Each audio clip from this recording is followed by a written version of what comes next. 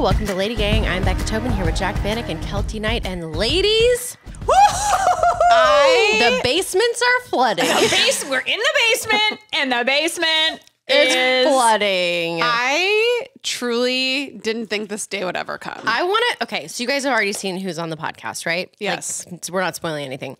We just recorded that portion of the podcast. I had the beautiful, beautiful vantage point. Yes. First of all, I got to sit next to JC. Yeah, I'm jealous. I hope he didn't smell the airplane on me.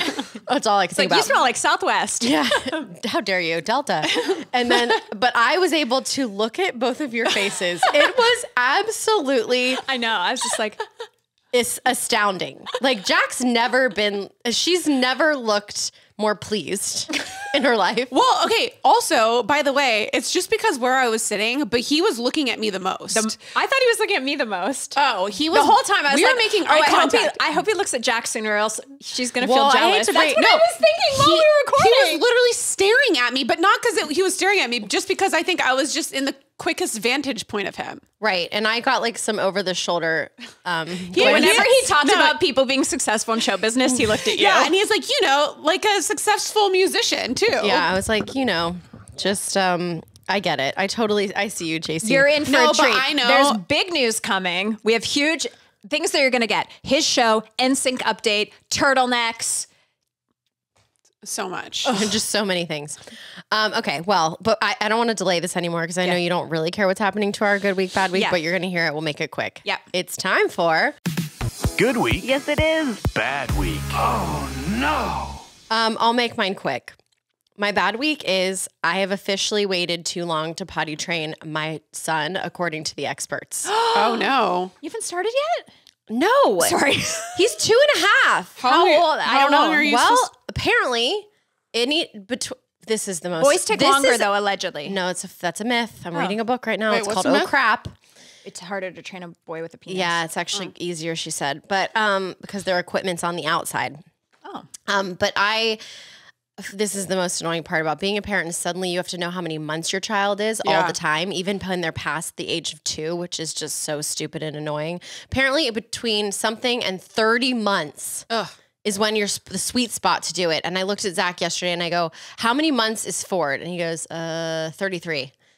He's past the point, and it's going to be apparently 3 months is a huge, well, I guess that's why you because they've already asserted their independence by this point. Does he have an interest in that? Like, does he realize, that he could use does he realize that when he uses his diaper, it like is just next to him?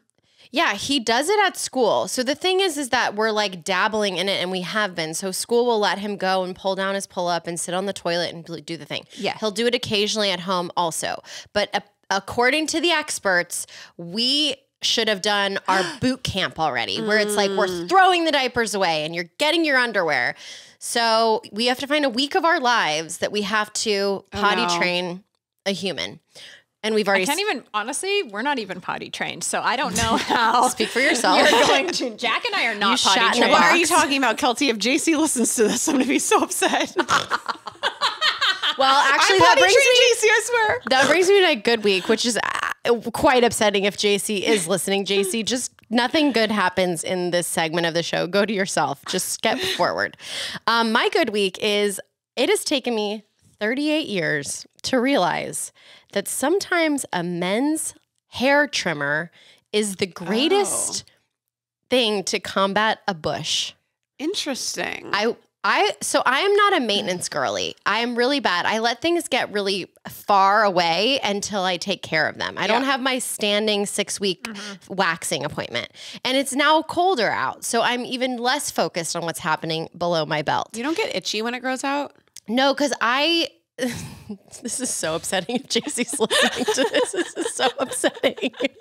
I had laser hair removal, so mine is quite patchy. Yeah, mine so is mine. But if I let it grow, I'm itchy. Yeah, no, it's not. And I have very fine hair. It's not coarse. Wow. Which is awkward. Even on your bikini line? Yeah, it's awkward. It's weird. A very awkward texture to have on. It's like hair on your head. It's like having bangs. Okay. A little thin wispies. No! Sorry, JC. So upsetting. So I was in the shower and I was thinking, it's time. I have to just battle this and I'll just get my razor and I'll just go to town. But then Zach's Manscaped thing was sitting there. Before, yeah. You have? Was sitting on the like ledge. And I thought, this could be dangerous because I've always thought it looks very intimidating. Yeah. But I'm going to give it a shot. You guys, Is it amazing? I was a dolphin in 3 minutes, maybe less. It is the easiest way to remove pubic hair. and it's probably safer with like the vibrations I don't know. and stuff. No? This is a terrible choice.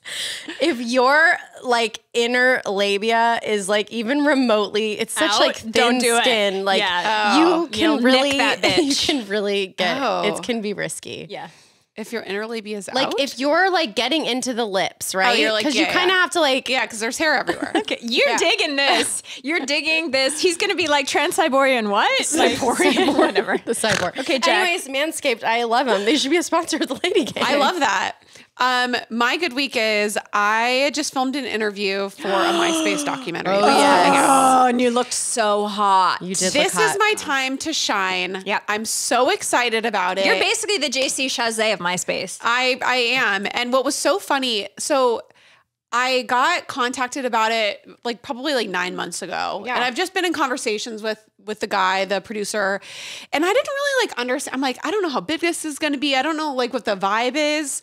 I'm like, am I the most famous person on this documentary? If so, like that's really depressing. We're really great. But when I got there, he like told me everybody else that's going to Who's be a doing part it? of it. I can't say, but it's like big people, noteworthy people. noteworthy celebrity status people that got their start on MySpace too. So I'm just very honored because I'm like, it was my world. I do feel like I was like a pioneer of the MySpace for age. sure.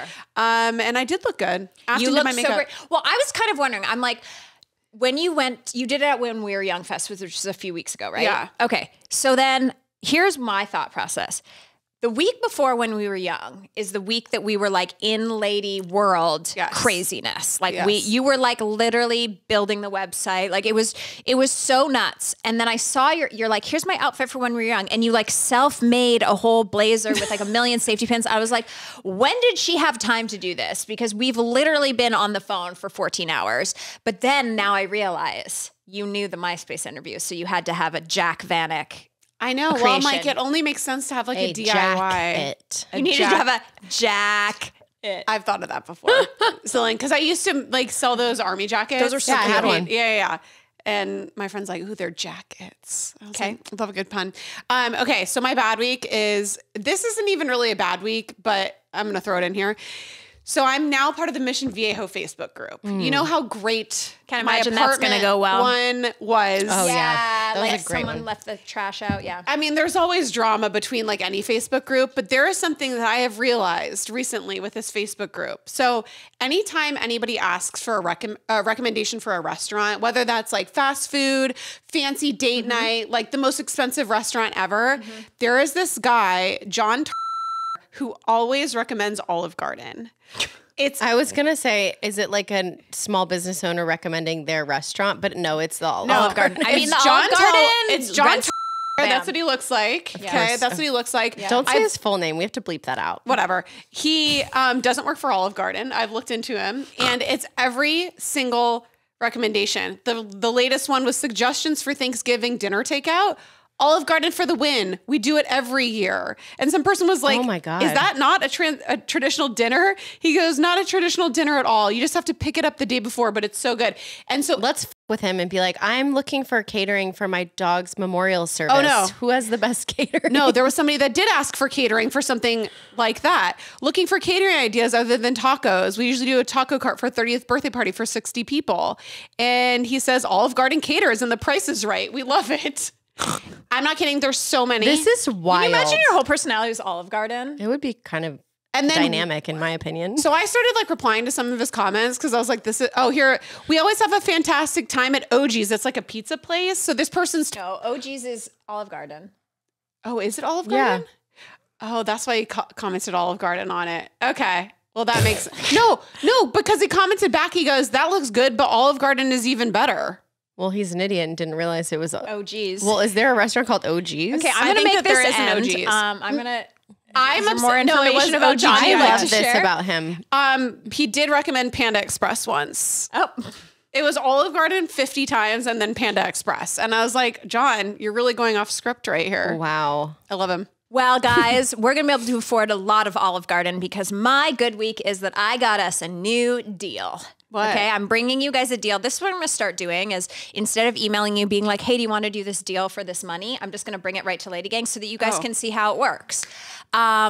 I got a trio deal, $50 each for foot pics on Instagram. You know I'm down. And here's what's normal. Normally you get the, hey, I think you have really beautiful feet. Will you send me something? I never respond. I usually block. But I got feisty and I wrote back and I said, what are you thinking? I have something to one up you. What? I had the exact same conversation with a gentleman recently You had about our a foot conversation? Wait, it's Wait, probably the same guy. A trio? How come I didn't get it? Who's it from? No. Don't say his name. Say his Don't say name. his- No, I don't know. Actually, this It thrills might be me him. because But I was basically like, he said $50 and I'd For all three of I our said feet? 10K for one foot pick. He said, I don't suppose you might accept 500. What? 500's good. You're a better For negotiator one than foot a- pick? Times are tough right now. I'll do it right now. All right. She's like, Take the your pipes foot out. burst. Actually, you know what? Should I actually do it? No. My nail polish is no, Jack. for $500. Oh my God. Okay, here's my bad week. I did something so shady. So it has been a while since I went around the corners of LadyGang and did something on our behalf that's super shady. And I'm bringing it to you guys. I was alerted by a member of the LadyGang community that there is a Vanderpump Rules Bravo podcast. I will not name them because I don't want to give them the downloads. Like somebody from Vanderpump? No. Oh, It's like a about fan. Vanderpump. It's a fan. Two girls. Well, now I give it away. It's two girls, and they're fans of everything. Mm-hmm. And I listened to the episode, and they were dragging Lady World. They were Oh. like, the name is so stupid. Ew. And like, why are there no female performers? And they're like, oh my God. Let's f- with them and send them an offer. So what I did. $20, bitch. So I heard this and I was like, you know what? We've been working on this probably lightly for about over 5 years. And then really like for 2 years, we've been like, and the amount of work it takes, like even when we offered other podcasts that didn't accept the offer to come to Lady World, their agent stuff would be like, well, why would they do your festival when they could do their own? I'd like to see you fucking try. Yeah. Like it is such an undertaking. And we have partners doing most of the work. Exactly. And so anyway, I was like, you know what? You do it better. You make your own. Anyway, so what I did is I was at the airport. I sent them a voice memo DM. I said, hey, it's Kelsey from LadyGang. You know, this is crazy. I'm actually a fan of your podcast. And I heard you talking about Lady World this week. And I was really shit. disappointed, but also I want to change your mind. Oh, they were like very concerned about who the wants to go to a sound bath. And I was like, everyone. Do they know what a sound bath is? One time I went to a sound bath and I cried and I felt like 5 years of stress came off me. It Yeah. actually like messes with the water in your brain and anyway, it's amazing. water? They were like a sound bath and I was like, sound bath sounds amazing. But anyway, I said, I'm going to change your mind. It's going to be amazing. Realized we have a lot of fans in common and I wanted to see if you could email me your rates because we'd like to take out some ads on your podcast for Lady World. Oh my God. Did they get back to They you? didn't write back. Did they see it? I have no idea. I didn't even look again. I don't care that much. But anyway, don't be shady. Can you check again your DMs? This thrills me. Okay. There's so many reasons that you could talk savage. shit. I'm so savage that I would have done something crazy. I would have sent them a firm offer at like $50,000 to come and do their podcast. Ooh, good They would one. have They would have accepted taken it, it. and then I would have blasted them on the internet and said these people have no integrity. All they did was talk shit about They this, just want the and bag. they just want the bag. And see you bitches later. Did they write back? I got to find it. I will report to you. Okay, I was going to say, there's so many things to talk shit on us Seriously, about. why our little tiny then- festival? But also, It's not but little I mean, or tiny, but even yeah. for well, us. I mean, compared to like every other festival, it's I've got to say, intimate. the name Lady World is iconic. I know. The name of the festival is amazing. Sound baths are amazing. If that's the two things you're talking shit on. Also, if you're a Vanderpump podcast and you have Stassi and Ariana there, like, why Who would do you you want? be happy? Yeah, why are they being so mean? James guys, I Kennedy can't- might have him too. I can't find it now. This is but like- I'll report back. So sorry. I hate people. People are Kelsey- such dicks. I know. Sorry. I need an update. I'll get I know. some. So do the people. That The was people actually need an update. extremely anticlimactic. No, I will update you on the next episode. When we come back, JC's here in a mint sweater. the Lady Gang. Our guest today has been tearing up our hearts as long as we can remember, the true voice and star of NSYNC. This turtleneck king gives us humble, hot, and star on the Hollywood Walk of Fame. He's been in the lab creating his newest creation, a Broadway show concept album called Playing with Fire. And today, Becca Tobin will be singing 3 ballads and auditioning opposite him for when the show goes to the Great White Way. Please welcome to the Lady Gang. I can't believe he is in my house right now. Singer, songwriter, newly Grammy-nominated again artist and icon, JC Chasez. I'm starting to wonder, what am I doing in this house right now? What an intro. I know. Like, wait, what? We're so excited to have you. And it actually, we hate everyone. Oh, me too. And so, cool. you But know, I love everyone too. It's like a weird thing. Do you? I do. I love everyone and I hate everyone, right? It's like, you know. It's a great dichotomy. It's that. Yeah, it's that. Yeah. You're like, I love humanity. Just not you. leave me alone for a while. Okay, so the reason that it's so perfect that you're on Lady Gang, even though it's Lady Gang, is this new project, Playing with Fire. First of all, we have so many questions because I need to fill JC, and if any of his fans are listening in, on a little like Lady Gang backstory. Yeah. Becca and I met in New York in the early 2000s. We both moved to New York from our small towns-ish to try to get on Broadway. Yeah. Only one of us was successful, Becca. Ta-da! I was not successful, but that's where we met and stayed friends. And then she moved to LA on Glee. I followed her because I thought, well, everyone's going to LA. Now, Jack is the opposite of this. Jack does not like Broadway shows except for... No, I only like the Mr. Mistopheles song from Cats. Okay. And then I love the Phantom of the Opera. Okay. So I love a dark Broadway. Yes. So this is why You're gonna love us. I know. Yeah, I'm very excited about it. So we Total all- darkness. Yes. Yeah. So we all listen, and this is the perfect thing because you have a Broadway star, and a girl who likes only dark Broadway. Yes. Okay. So why is this the perfect trio for Playing with Fire? Because it's intended for the stage, and it's not on Broadway right now, obviously, but the goal is to get it on Broadway, and it's dark. Yes. You know, I mean, the opening line of the entire thing is, "This is how the world ends." Oh, so good. Wait, can you give everybody a TLDR exactly what it is? the shortest version I can give you is that this is a reimagining of Mary Shelley's Frankenstein. And the architecture of this entire thing is we've shrunk it down into a conversation between the creature and his creator, Frankenstein, the scientist. And basically, we meet them at the end of their journey. And the two of them meet at the gravesite of Frankenstein's dead wife, I love this. which the creature murdered. This is how the world ends. Wait, I love it. Okay, and so when you listen to, I love that we're getting the full story now. When you listen to it, are you imagining between the songs that there would be like a book, or is it We've like written a a book. There is. There is a book. Yeah, wow. it's just that, look, I'm a musician, and so I'm leading with the music, right? It's like to come out and, a playwright is going to lead with their book first when they're pitching and stuff like that. Yeah.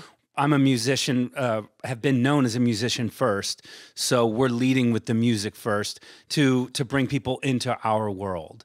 So that's how we're starting the process. Okay, so where are you sitting? What are you doing when you're like, my next thing is this? And like, how do you decide on the Frankenstein? And then how do you decide The Frankenstein. But like, how do you like? It's not weird, but it's like it's not an obvious choice. It's not, but look, it's not actually the first musical I've written. I started with Voltaire, actually. I've written something based around a Voltaire piece, but this is the one that I think the public knows more about, so they've been more receptive in the beginning stages.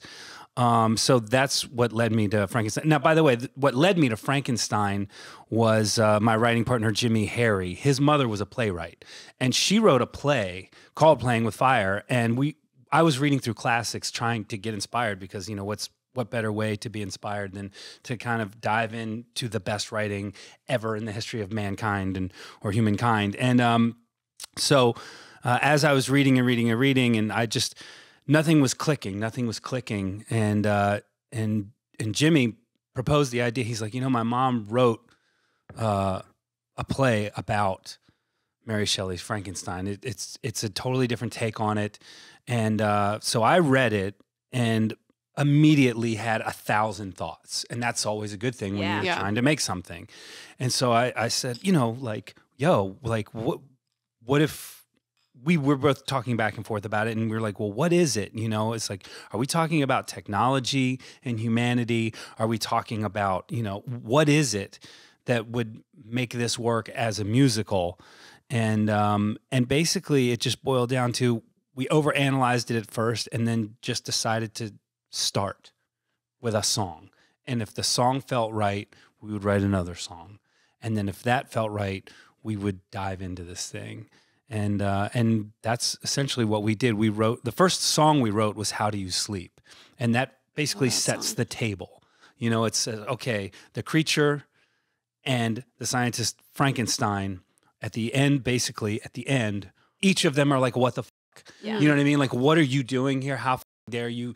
You're like, I should kill you now. Like, or I'm going to kill you now. Each one of them has justifiable reasons when you see the backstory, and then as the story unfolds, each of them will tell a part of their experience to kind of enlighten the other. They'll go, you know what, you're saying that like these things, but look at it through my lens. Mm-hmm. And then you kind of go through the journey through each of their lenses and understand why each of them acted the way they did. And so it's pretty wild. Couldn't be a more fitting story. When is this coming to Broadway? Yeah, you know what? I hope sooner than later. What I've learned, which I didn't know going into this, is that these things take forever to get made. Yeah. But hopefully by engaging people, it kind of lights a fire under people. But I'm invested in the idea of theater because of the day and age we live in. I want to see real singers up there, using their voices to communicate these messages, because, every time you open or turn on your phone or whatever, you don't know if that face is real anymore. Yeah. You don't know if the voice that you're hearing is real anymore. And, so I'm excited about making a contribution to that format. What's your favorite lyric that you wrote? This is how the world ends. Yeah. Just because the gravity.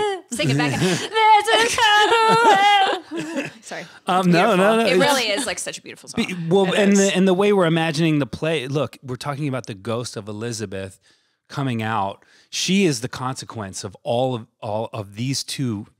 It's their actions that kill her. Yeah. They end her, right? And during the play, you're going to read and hear, or I guess hear, that she's given every warning to both. She has stood up to Frankenstein in this story that we've laid out, and she calls him on his shit, and she warns him of all the dangers. And his tragic flaw is his ego, and he moves forward anyway with certain things. And her tragic flaw is that she loves him and she looks past some of his faults.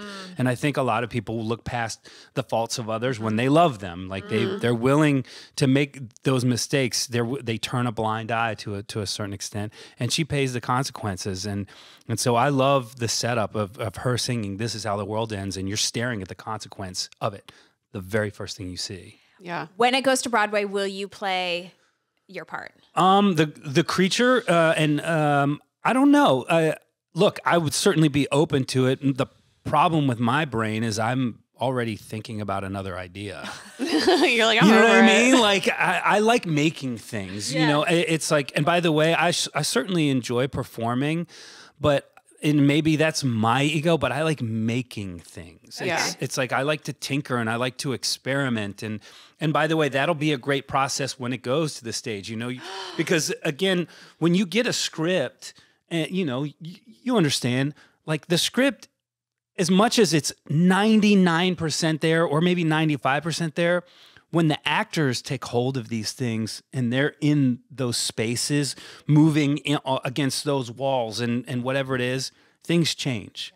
And that's actually the thing I'm most excited about now, because this is just like round one, right? Yeah. This album is like step one, and our book is, is draft one. Yeah. And we know that once these words are starting to come out of actors' mouths and stuff like that, I'm excited about the changes. I'm excited about what these actors and other singers can body for this thing. So this is going to answer my next question, but like, would you ever, just being a theater lover, like, would you ever just go and do Moulin Rouge and like be the performer in that, or like hop, like guest star into another show? I don't know.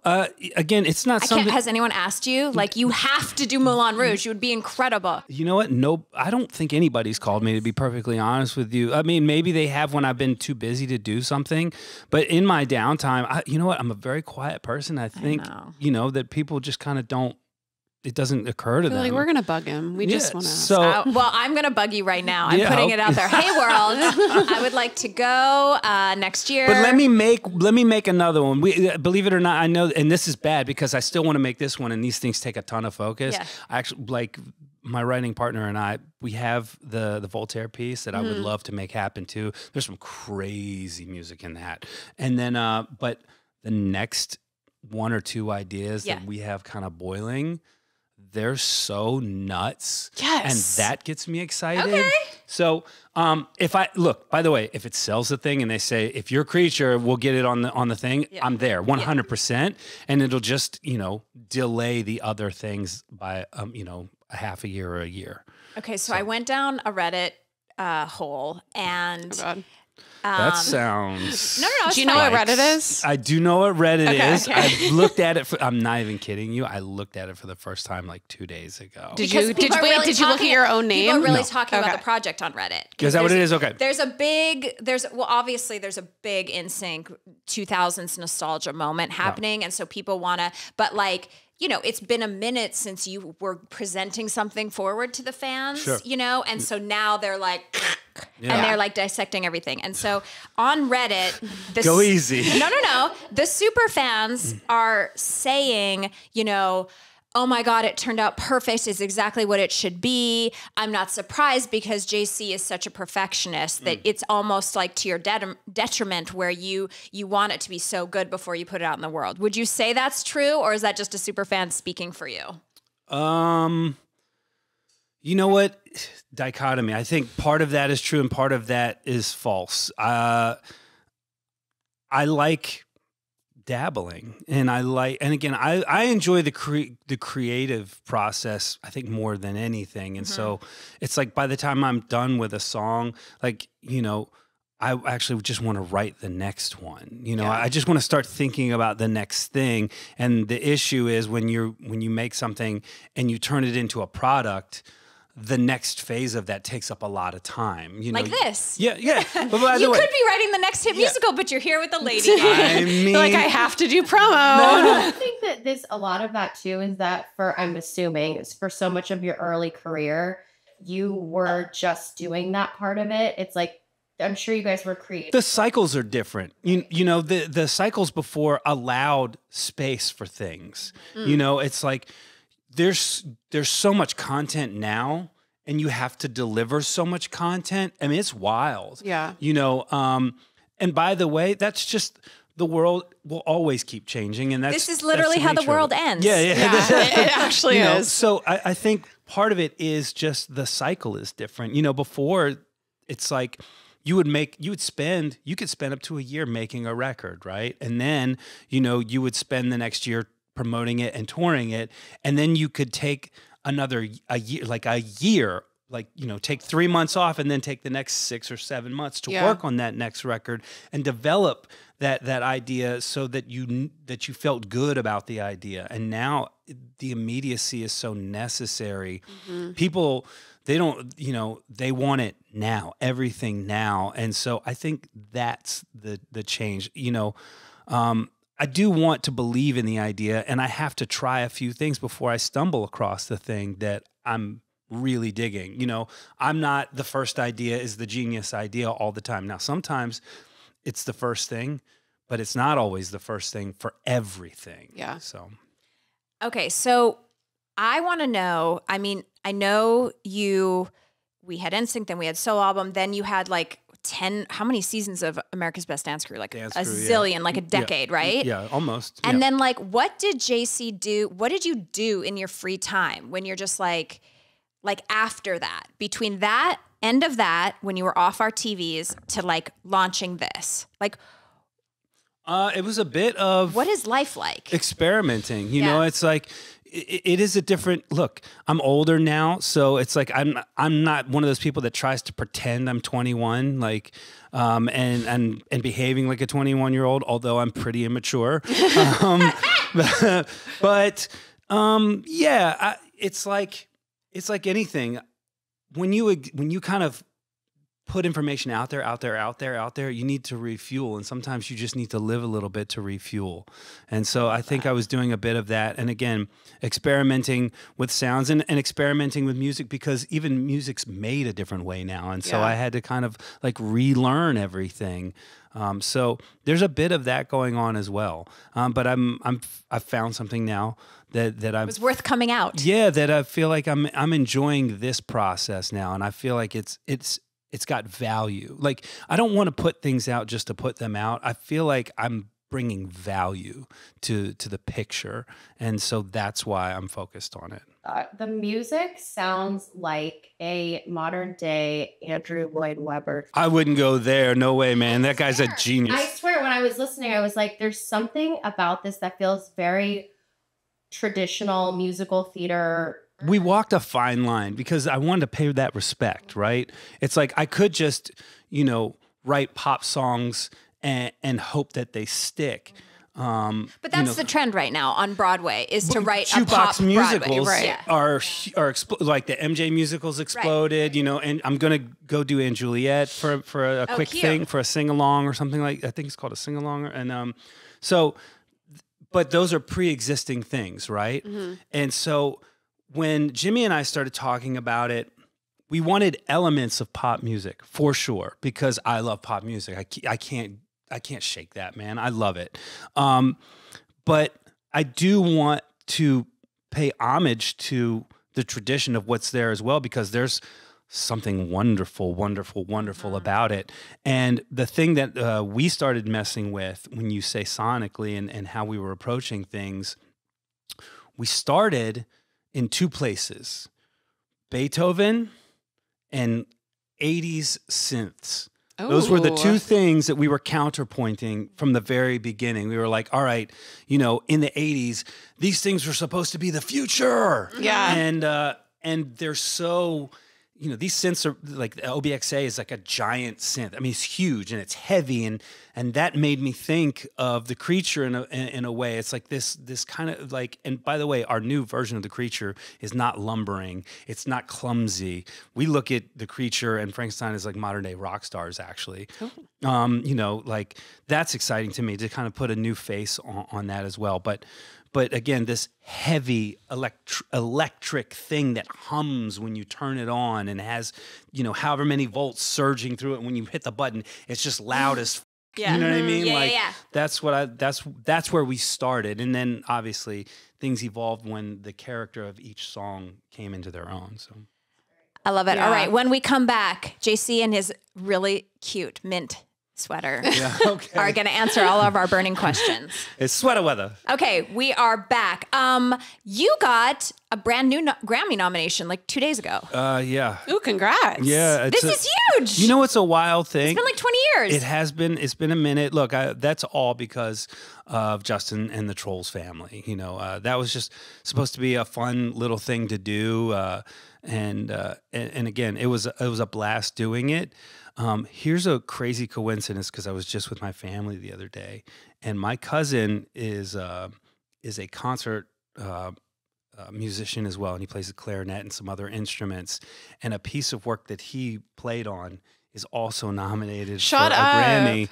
And so we just realized a couple of days ago that, wow, we're both nominated for a Grammy in the same year at the same time. So I thought that was really, really, so Zachary, good job, bro. We're in this together. That's so cool. Who knew, us for a cartoon movie, and then him for playing on some classical experimental.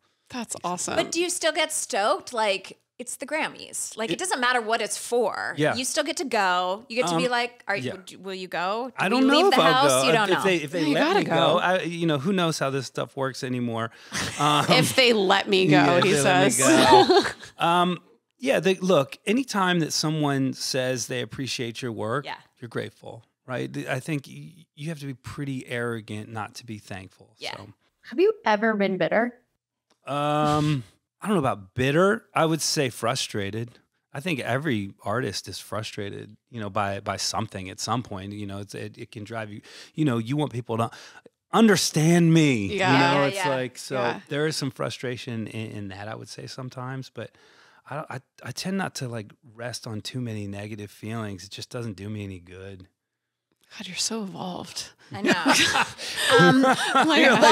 I'm pissed off all the time. Me too. Okay. Why did you wear so many turtlenecks? Summer, winter, fall, spring. Because There's a turtleneck for every season. You know what? I don't know They're why. so hot. You have a beautiful neck now that you're wearing a V-neck. Also, is your sweater wool? Like, maybe you just like that vibe of just being like... I am kind of I'm claustrophobic. You're a cozy king. I am Cozy a bit king. of a cozy. Yeah, I'm not. I cook in the sun, so maybe that's what it is. Maybe I just like being cozy. I know that, like, some people like to sleep in the buff and stuff like that, and I think there was a period of time when I did that, but I'm well over that period of my life. And now, if you asked me to, I would sleep in a snowsuit if you asked me to. Sleeping in a turtleneck. Wait, I have a funny story. So when I was like in 7th grade, I used to do seat fillers. Do you know what that is? Yeah, Like, where they'd like bring little kids and they could go like fill seats at music awards. And I went to the MTV Music Award and they seat filled me right next to you. And it was like the best moment of my life, obviously. Did you play it cool? Or were you like, great turtleneck, Jace? Yeah. No, but I remember what you were wearing. It wasn't a turtleneck. It was like a black lace long sleeve shirt with, Believe it. with cats on it. I like this so much more now. Like, yes.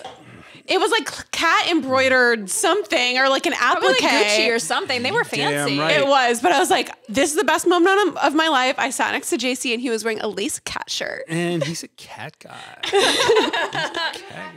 I'm an animal person. It could be just about anything, and I'm a fan of it. Did you watch the Celine Dion documentary? I didn't. Okay. So for everyone that hasn't watched it, she goes into her warehouse and she has literally everything.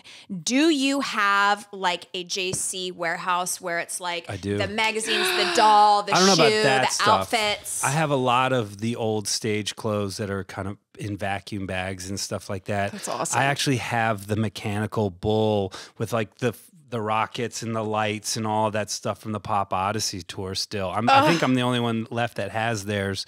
And it's all sitting in a warehouse.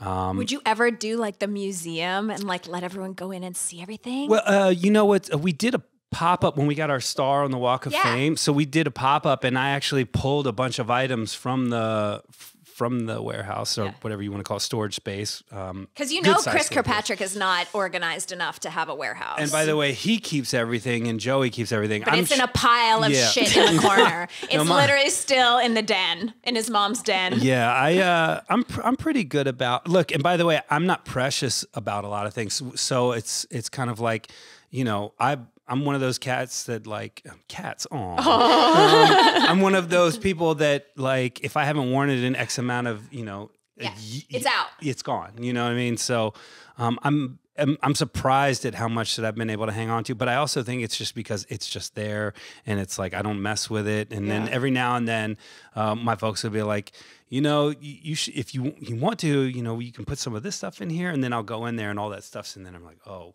should we get rid of this stuff? Like, what are we doing? Don't. And they're like, yeah, you don't need to get rid of it yet. It's here. It's like, it's fine. And you're like, okay.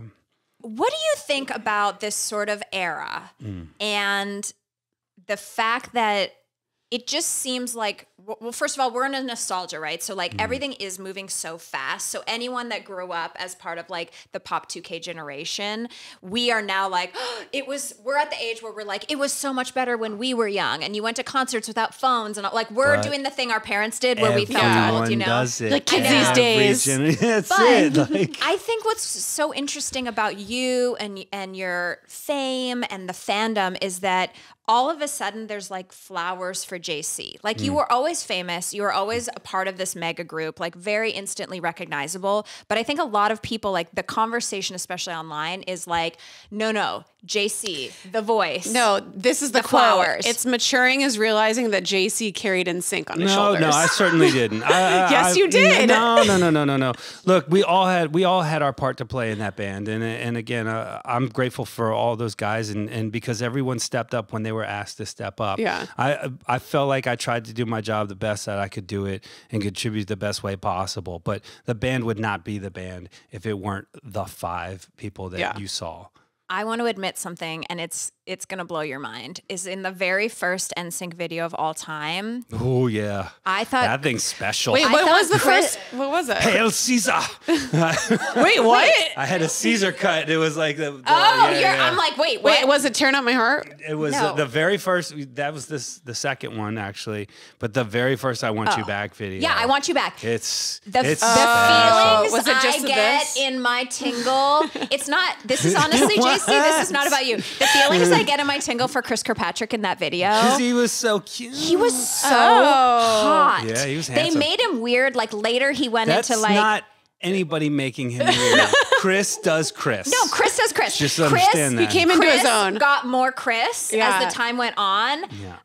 What a smoke show. If you Yeah. go back and watch that, He's I pretty was, boy. I need to look up a screenshot. oh my God. Yeah. Well, okay. Anyway, well, I'm very Just happy. remember, like, back in those days, he was like full blown like raver kid. Yeah, I believe it. Yeah, like he was going to, Orlando was, believe it or not, a hot spot for EDM back then, and he was going to like all the shows. He was the, again, Jenko James were like the thing, and he was the guy doing going to all the EDM shows. That tracks. Yeah. That is so funny. Okay, so I have songwriter friends that I know have written songs, whether they thought it was actually going to happen or not, and have submitted them for a full NSYNC album. Oh, cute. You never got those songs, did you? I haven't heard one song submitted for an NSYNC album, just so you know. Oh my God, Other 'cause we've than talked- the songs that Justin played me for the Trolls song, and then for the song for his record, and maybe one other song. Okay, so it's like not. Are we ever going to get that or no?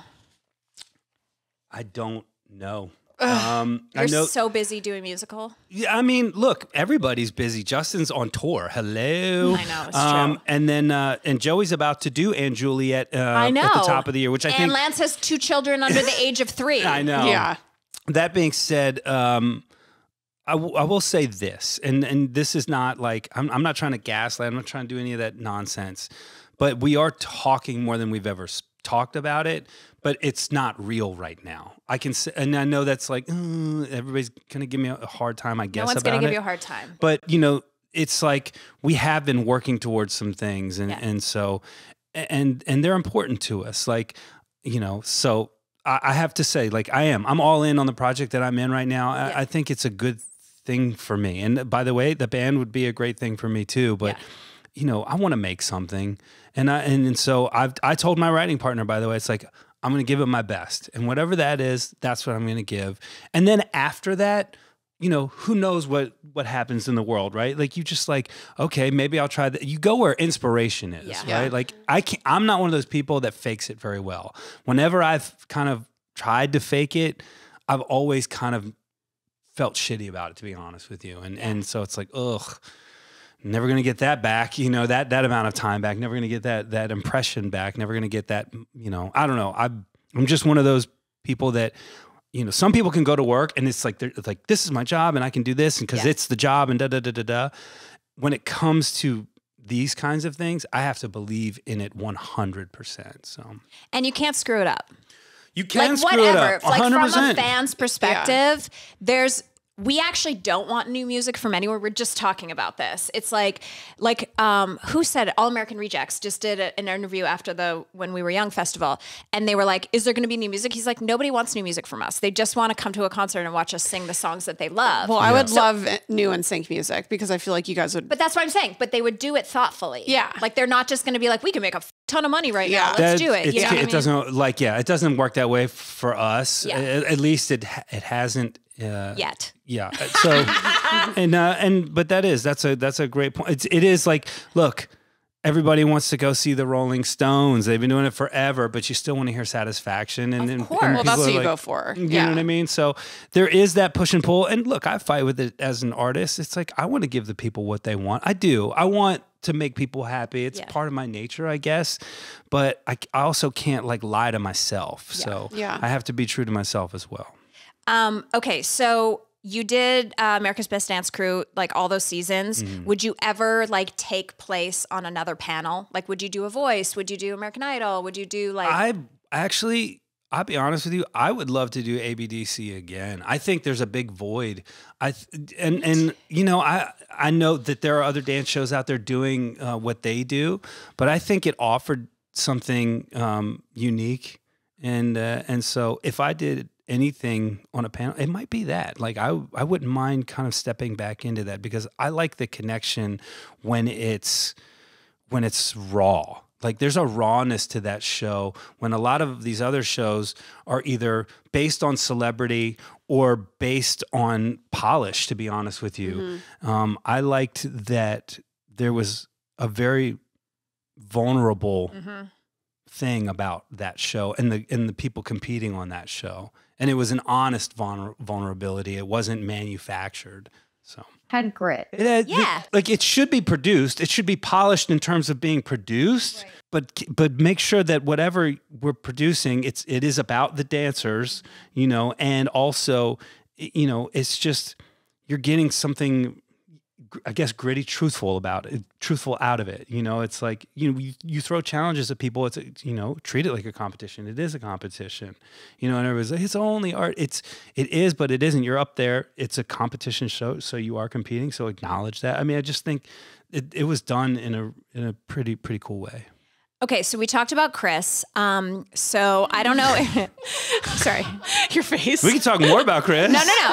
Well, this is important for us. So you don't know this, but we have our own festival next September. It's called Lady World. Let's go. And it's in Florida. It's in Destin, Florida. The tickets just went on sale last week. It's been really incredible. And it's sort of podcasts and comedians. And then each night is music. And so Saturday night, Jack's husband is in a band called The Main. Things going on with you guys. Thank you. So her husband's band The Main is playing Saturday night, and one of the nights Chris Kirkpatrick is coming with his little Pop 2K thing. He does. Word. So it's like Chris, O-Town, BB Mac, LFO, Ryan Cabrera, and Mark McGrath from Sugar Ray. And they do iconic. They do 90 minutes, and they kind of like, I think from what I saw online, the O-Town and the LFOs like get on and they do your parts for the NSYNC songs, and then Chris hops into LFO. Special. And then, yes, but like Chris has his like center of the point moment. Yeah, you know what course. I mean? So we're so excited about it. Tickets are available right now, ladyworld.co. Go get a ticket. Go get one. Okay, but what do we need to know about Chris Kirkpatrick before we go and take him to Florida? Like, what does he need backstage? Does he have a backstage warm up? Like, we want to surprise him. He's very different than what he used to be, obviously, because he's a father as well. Yeah. And so I think he'll probably need some knee cream. He'll probably need some aspirin. We're different folks these days. I know. You know? So we don't drop it like it's hot anymore. The dancing probably hurts. They dance. Yeah. They don't do the iconic pump, which is my favorite move of all time. Yeah. A lot of people do the bye, but that's not it. The move is from the first video. That's literally what we would say in rehearsal, by the way. Oh my God. It's like a pelvic thrust and riding a pony at the same time. And we're all doing it back to front, and It's like, but Beyonce does that because she Thank goes. gosh. I know. We learned so much about each other in those days, and yet somehow nobody knew Lance was gay. Like, I don't know. He really could Very ride erotic. that pony. Okay, so we need to. So we're gonna walk in aspirin, CBD cream for the knees, Yeah. like a little extra water, Yeah. like a full warm up. You'll love. We knew we couldn't afford you. Love him which- being there though, because he is the funniest human on earth. No, we're so excited. He is like, when it comes to person, like Joey's like the sweetest guy on Yeah. earth. Chris is like crazy funny. Okay. He's Hell because yeah. he's witty and fast, and that it's like he'll throw jokes by you, and you'll realize that they landed like 2 minutes later. You'll go, wait, what did he just say? Like, yeah. He's Oh, great I at love that. that. Okay. Yeah, it's That's the fun. best. Well, once we sell enough tickets, we'll bring you out. You can play the part of JC Chasez. He's like, you cannot afford We'll me. pick out one of the O-Towns. I'm not. He's like, I don't actually leave the house. I don't know if you've known for the last 6 I just want to years. make things, You're like- man. I just You're want like, to make he's things. like, Would scratch an artistic itch in you? Yeah. Hey, we could man. do a Broadway Sunday. No. Becca could play the wife. What would it Anything's take? possible. What would it take? What would it How I many have no zeros idea would what it take? He's like, you I don't have literally. based on the fact that we're in Kelty's like spare bedroom right Yeah. now, you don't have enough money. I mean, I don't perform anymore. I just don't want to go. I'm not opposed to going anywhere and doing anything. Look, You can't wear a turtleneck or a cardigan. it's gonna be in It's too Florida. hot. Yeah, yeah. He could wear that lace long Or I sleeve. could just wear a turtleneck and no shirt. Like, yeah. Oh, I could wear the cat dickie. shirt. Just a dickie. Yeah. Just And the they're like, turtleneck bless only. me, Father, for I have Oh, God. sinned. I'm wearing no shirt and I'm pushing 50. Oh my God. Okay. Very on lady the world. show, we'd love to do something called Hollywood Heartbreak and ick. I said ick moment, ish moment. Ish moment is first. Okay. What is the ish? The moment where you realized I am JC turtle wearing motherfucking Chasez. That's I mean, the ish means like I'm the shit. That I made it? yeah. Like, what was the moment where you were like, was it a sold out stadium tour? Was it a award? Was it the Walk of Fame? Was it like, what was the moment where you were like, I felt like I did that? It's hard to say because honestly, so much of that really got wasted on us because we were so broke when we hit because it was before we Right. got out of our first deal. I mean, we were selling out arenas and we were broke. You know what I mean? So it's like we knew we had done something when that many people came to see us, right? We were like, oh, there are 16,000 people here. This is like, we did it. Yeah. And then we couldn't afford to put gas in our car when we would go home. So fucking So insane. it was the most exciting and depressing reality at the same time. We couldn't enjoy it. Like we knew we were making noise, Yeah.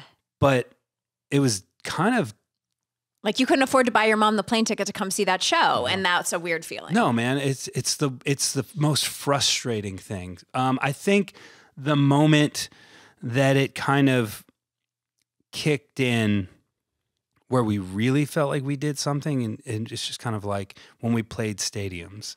You know, it's like there are a lot of artists that can play arenas. Yeah. But I would say, and this is not to be like whatever, but when you play a stadium and you have a run at stadiums, when you're playing multiple shows and you're playing 2 nights in a row in a stadium, that feels different. Yeah. And I there are some fantastic artists that are doing it today and they're crushing it. But I think that's something that I'll always be thankful to have been able to participate in that. Okay, so when you're at a stadium, this is just for us fans. So because you have this unique perspective that you're like one of the probably the only artist we'll ever have sitting here that's You'll played have a 'em stadium. all. So it's we like can about play to 200 people at a city winery, you know? can't Did you wait. say winery? Now you've got me. Right? See? See? Okay. All you had to do was say there's going to be a stage at the and- winery, and then Yeah. it's like, Lady I'm a grown World- up, man. Like, Lady World, we have an open bar. Hey. so Honestly, Oh. you would love to wear a turtleneck at the city winery. That would. feels like your vibe. just sitting there. yeah, You're just nice sitting glass of there. Cabernet. Tempranillo. But here's my question. When you're right now, Taylor Swift is finishing her stadium tour. So I'll use that example. You go to the Taylor Swift show. You just want her to notice you. Is there anything? You're on the stage, the lights, you got the in-ears. Your perspective is already way different than mine. Right. No, of course. Well, of course. But like, is there in terms of fandom, though, it's different than mine. But could a fan do something where you would see them and notice them in the audience, or is it too much of a blur? You definitely notice people, and I don't know if they can do something to make you notice them. Your eyes just move, and they land in spots. And so you definitely, and we're looking for connection. I think as a performer, you're looking for connection, You keep right? looking at Becca I also was auditioning for Broadway, JC. In there, man. So it's like you are though. Like you're looking for moments to be human because it's like that's what we're up there doing. Like as much as we're performing, we're sharing an exciting moment. It's exciting for me to be up there. I'm so lucky to be there. Yeah. And I know what it's like to be a fan of someone. And I like, so when I go to shows, it's like I go there to enjoy the entire experience. Like I'm not looking to be like, they need to notice me or whatever like that is. I want to see what they do. Like I want to see this stage. I want to see how they want to bring their world to life. I want to see, the ins and outs of this thing. And that's exciting to me. But but when I was like 15 and then the back row at one of your concerts, JC's going to notice me. No, you were like 11. He was checking out your mother. Right. But like, was there any, and this is not just for you, this is for all bands I've ever seen ever. Okay. Like if I wear the right outfit and I wear the sparkle eyeshadow, will he see me on stage, fall in love with me? Fall in love with you is probably a no. But dreams crushed. But you can be absolutely noticed. Like you'll see something, but oh my God, that's so cute. Like when you see somebody like hold up a sign or you see somebody, again, like put themselves together a certain kind of way. You're like, oh, cute. And then you're like, you send the security guard out and you're like, no. Well, I did one of the NSYNC concerts. Because you don't want that lawsuit. No. Also, it's like, we're very conscious about the world we live in. And we were like, hey, man, we are not messing. We are not tempting fate. We are not doing that. Yeah, exactly. Don't eat the cookies. Yeah, don't do something that stupid. Yeah. When I went to one of your concerts, 5 of my girlfriends went, and we all wore a different shirt. And you know how the last letters of all of your names? Get the C? I wanted the C, and I got the S, and I was so pissed because I'm like, JC's not going to notice You're going to have now. Chris though. See, you got the S. I'm a JC girl. Was that on purpose? So. I mean, this story's been told a bunch, I'm sure, but the last letters of our first names coincidentally turned out to be that when we were messing around with name ideas. Yeah. Except for, the original member who sang bass for us, his name was Jason. And so he was the N. And then so when he kind of decided he wanted to make R&B music instead of pop music, and he worst decision. No, not the worst decision. Everybody's got to do what they got to do to feel good. Like and so he was having fun making R&B music. And by the way, I don't want anybody. You don't want someone that doesn't want to be there. 100%. It's so much work. Wait, who wasn't a member yet then? Lance. Oh. So Lance was doing show choir in Mississippi, and we were literally about to sign our contracts.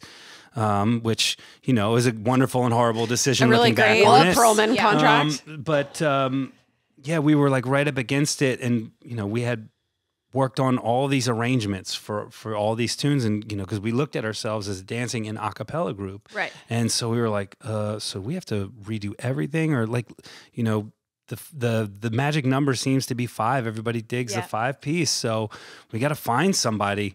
And so we got a hold of a vocal coach that worked with Justin and Lance, and he told us about Lance, and so we went and saw him, and then we brought him to Florida to meet, the people that we were working with, and we just knew right away, though. I mean, look, he's so charming, and the his nicest person, and his voice, people I don't think understand how comfortable he is singing low.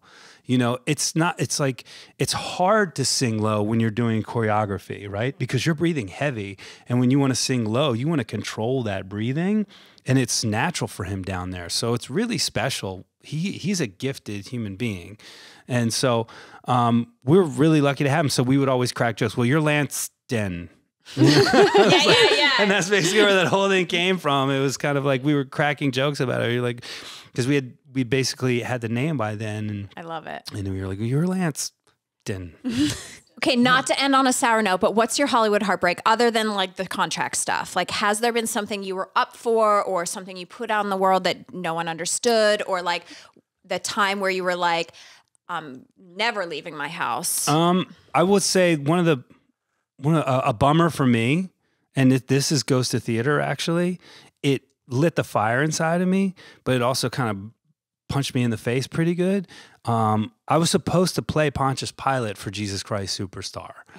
And I loved that part. It's like I got to basically crucify Jesus, which is not the nicest thing to say out loud, but you love a little dread. But to play a meaningful part in the story, right? And I was so excited, and the cast was wild. It was Michelle Williams from Destiny's Child and Brandon from Incubus. Like, ooh, who, by the way, wait, did he play Jesus? No, he played Ben played Jesus, and he played Judas. He was doing so. He was going to sing. Yeah, he was going to sing Judas, who double crosses everybody. And so it was a cool thing that we were gearing up for, and it just kind of fell apart at the last minute. And it was heartbreaking, but it's a memory I'll never forget, because we were all together when we found out that it wasn't going to happen. We had just kind of gotten together, and we were starting to work on the piece together, and we were all rooting for each other. And then somebody comes in and just goes, pack up your shit. It's not happening. And it was like, oh, so that stung quite a bit. And, but the experience of being with those other performers got me excited for this and life later in life. Because it was a long time ago, but it was always something that stayed with me and bubbled inside of me and frustrated me. And so when Jimmy and I were talking about making something, I was like, it's unfinished business. You know, it's like, I was like, I need to do this. So you're a real theater nerd. That's why I don't know if I'm a real theater nerd, because I don't know, like, I can't quote all of these shows and things like that. You're like the soul of a theater. You're very nerdy. Actually, it just all makes sense. I'm very nerdy. You're very nerdy. Like, it all makes sense. Yeah. All of it makes sense. Yeah. Like, it's all making sense. Are you okay? No, it's like hot nerd. You need to specify. Definitely a hot nerd, but like, you know, when you were like watching from the outside in, and you were like, "Oh, these are the cool people," but like, she's resonating with you. I'm digging in right now. Yeah. Sorry. Okay. Anyway, she's like, "What does it mean? How many?" He's like, "I gotta go." No, come on. How many streams do we need so that we can get this on Broadway? LadyGang, you need to go stream Playing with Fire. It's on, that's Spotify. Is that, where's your preferred? It's everywhere. It's PWF. Where do you want people to go? PWFmusical.com can take you anywhere you want to go to get information about this thing. Look, to be fair, we're already talking to producers. we're talking. It's very early stages. Yeah, but either that's good. But to have somebody at least interested in what we're doing, and again, someone we can talk about our vision with, is exciting, because, you know, it's a very exciting time, I would say, for theater. The way things are 100%. Evolving. It's like when we were talking about Darren, he's doing a piece right now where he's playing a robot. You know what I mean? Like, they're experimenting a bit now. Yeah, he's rad, man. But they are playing a bit now. Like, again, I know that you need to have the traditional pieces in the arsenal and on the stage for everybody, and everyone's always going to love, you know, those pieces. But it is cool that they're being open to messing around with some fresh ideas. Yeah. And, you know, so I think that it's a fun time to start with this. Hell yeah. Hell yeah. Playing with Fire is available everywhere. This is how the show ends. We will see you next Tuesday.